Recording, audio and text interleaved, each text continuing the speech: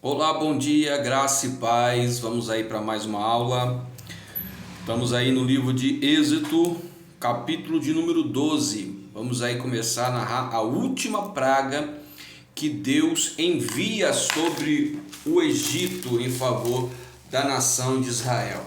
Sobre a nação do Egito, perdão, né? Deus envia sobre eles por castigo, por eles ter ficado ali 400 anos torturando a nação de Israel, e Deus já havia dito para Abraão e tinha então revelado a Moisés o que ele ia fazer no meio da nação de Israel. Nós dividimos o livro de Êxodo em três partes. A primeira parte é Israel no Egito, né? Aí tem as fases dessa parte do Israel no Egito. A escravidão no Egito, nós já falamos. A escolha de Moisés, nós já falamos. E agora nós estamos no período, né? Estamos no período que Deus envia Moisés a Faraó. Falamos agora as pragas atingindo o Egito, falamos também. Agora a última que nós vamos entrar dessa primeira fase é a Páscoa. Você sabe o que é a Páscoa, né? A Páscoa não é aquele coelhinho que todo mês de abril você vai lá e compra aquele ovo de chocolate e fala: essa é a Páscoa do Senhor.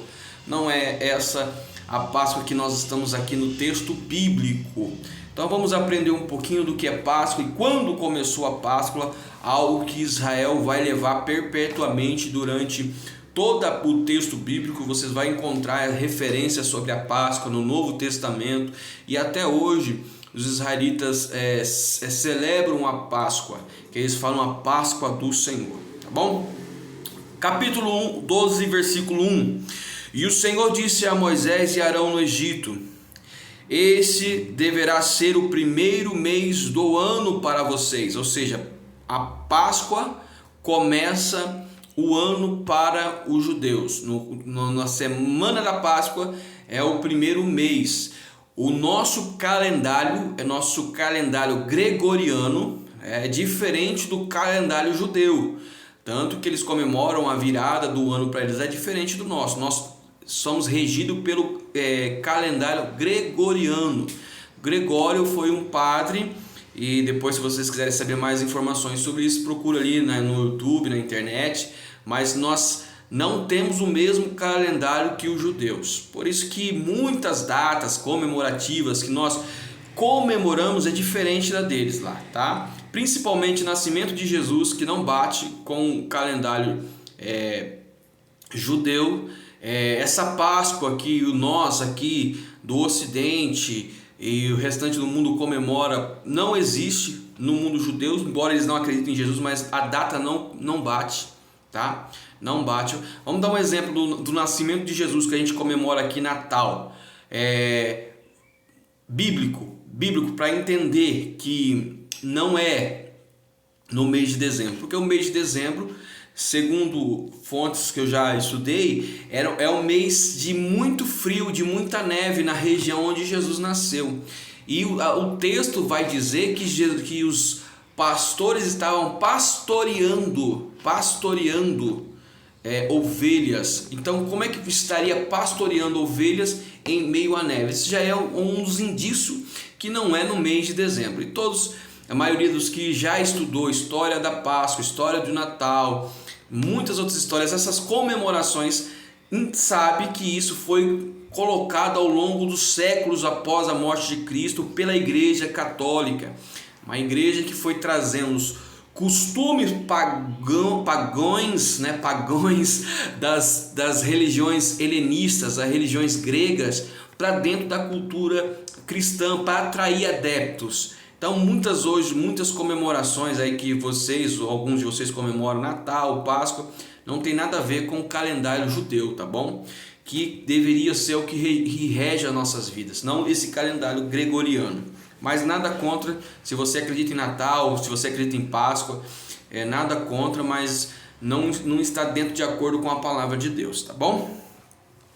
Então é o primeiro mês para os judeus. Digam a toda a comunidade de Israel que no 10º dia do mês todo homem deverá separar um cordeiro ou um cabrito para a sua família, um para cada casa. Se uma família for pequena demais para um animal inteiro, deve dividi-lo com o seu vizinho mais próximo, conforme o número de pessoas e conforme cada um puder comer. O animal escolhido será macho de 1 ano, sem defeito, pode ser cordeiro ou cabrito. Guarde-no até o 14º dia do mês, quando toda a comunidade de Israel irá sacrificá-lo ao pôr do sol. Passe então um pouco de sangue nas laterais, nas vigas superiores das portas das casas, nas quais vocês comerão o animal. Naquela mesma noite comerão a carne assada no fogo, com ervas amargas e pão sem fermento. Não comam a carne crua nem cozida em água, mas assada no fogo. Cabeça, perna e vísceras, não deixe sobrar nada até pela manhã. Caso isso aconteça, queimem o que restar. Ao que comerem, estejam prontos para sair. Cinta no lugar, sandália nos pés, cajado na mão, comam apressadamente essa Páscoa do Senhor.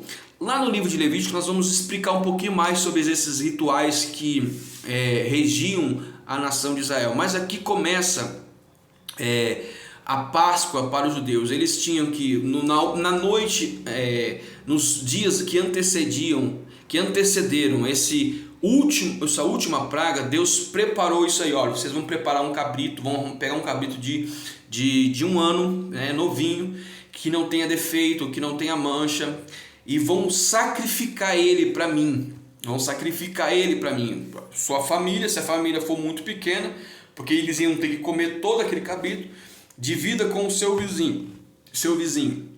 Só que era para comer tudo, e o que sobrasse era para jogar no fogo e queimar.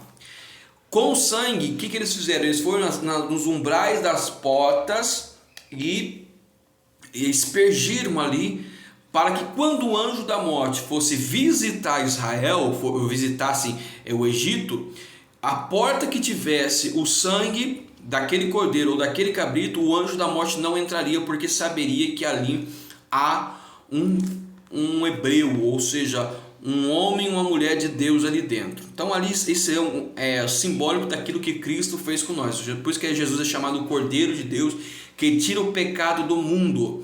Por isso que nós somos, Jesus é considerado o Cordeiro.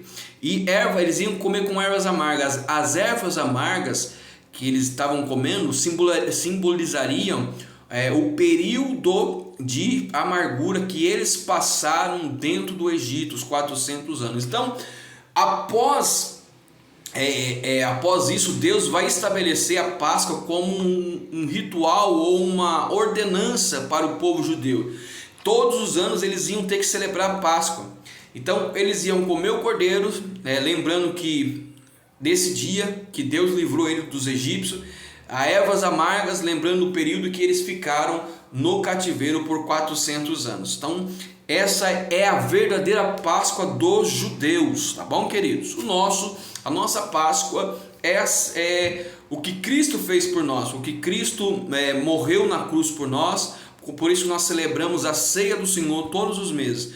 O pão e o vinho simboliza para nós aquilo que Cristo fez por nós, que Ele morreu, padeceu por cada um de nós.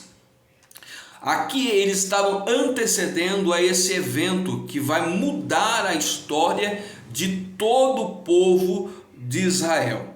No versículo 12... Naquela mesma noite passarei pelo Egito e matarei todos os primogênitos, tanto homens como todos os animais. Executarei o juízo sobre os deuses do Egito.